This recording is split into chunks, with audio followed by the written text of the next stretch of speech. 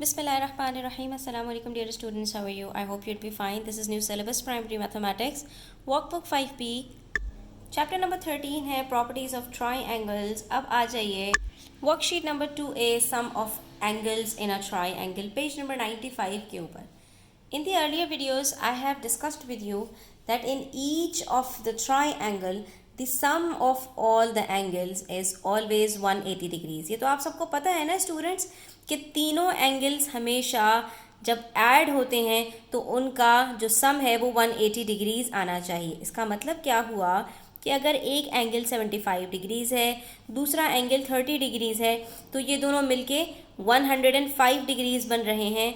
तो बाकी angle A कितना होगा, इसको 180 डिग्री में से सब्ट्रैक्ट करके हम निकाल लेंगे. ठीक है, तो आप 180 डिग्री में से पहले 75 को सब्ट्रैक्ट कीजिए, फिर 30 को सब्ट्रैक्ट कीजिए, आपके पास आंसर आ जाएगा, दैट इज 75 डिग्रीज. ठीक है, क्यों? क्योंकि 75 प्लस 75 150, 150 प्लस 30 180 डिग्रीज होता है. यानी आसान बात कहूँ तो एक ट्राइंगल के अंदर अगर दो साइड्स गिवन है तो तीसरी साइड्स आप आसानी से कैलकुलेट कर सकते हैं. कैसे? दोनों को ऐड कीजिए और 180 में से सब्ट्रैक्ट कर दीजिए.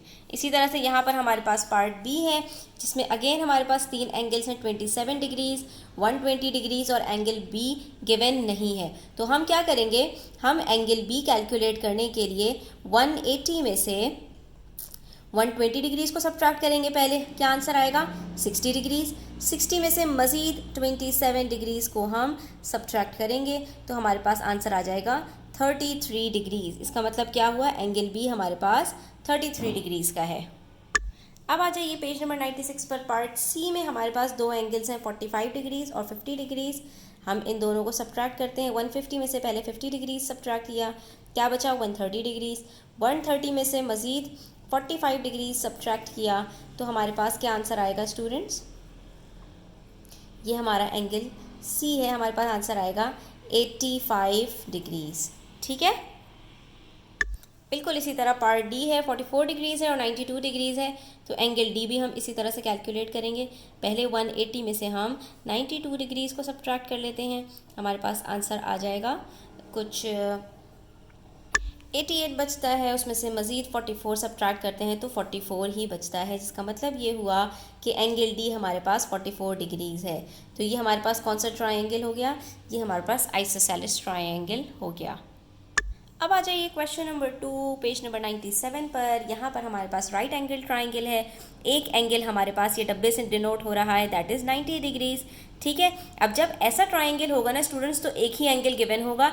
ये वाला एंगल आपने खुद से जान लेना है कि ये 90 डिग्रीज़ है और बाकी आप इन दोनों को ऐड करके 180 में से सब्ट्रैक्ट करके एंगल ए आसानी से कैलकुलेट कर सकते हैं. इसमें कोई मसले वाली बात नहीं है.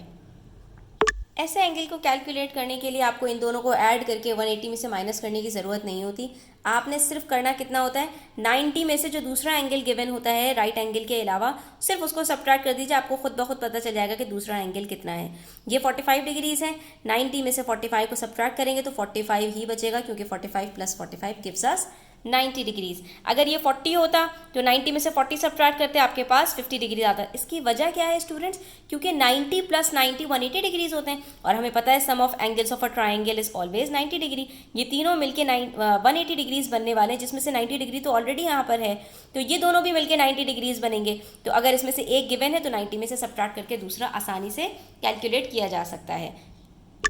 इसी तरह से यहाँ पर एंगल बी है हमारे पास, दोबारा से हमारे पास 90 डिग्रीज़ का एंगल है यानी राइट एंगल ट्राइंगल है. एंगल बी भी हम इसी तरह कैलकुलेट करेंगे कि 90 डिग्री में से हम ये 58 डिग्री को सब्ट्रैक्ट कर देंगे. कोई मसले वाली बात नहीं है.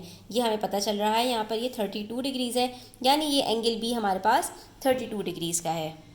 बिल्कुल सेम क्वेश्चन है पार्ट सी 98 पेज नंबर पर और इसमें भी हमारे पास एक राइट एंगल ट्राइंगल है. एंगल सी भी इसी तरह कैलकुलेट करेंगे, 90 में से 38 को सब्ट्रैक्ट करेंगे, जो आंसर आएगा वो एंगल सी है, दैट इज़ 52 डिग्रीज़.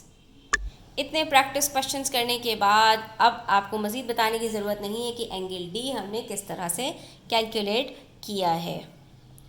तो यहाँ पर हमने आज सीख लिया स्टूडेंट्स कि कैसे हम दो, अगर हमें साइड्स गिवन है, दो एंगल्स गिवन हैं एक ट्रायंगल के, तो तीसरा कैलकुलेट कर सकते हैं।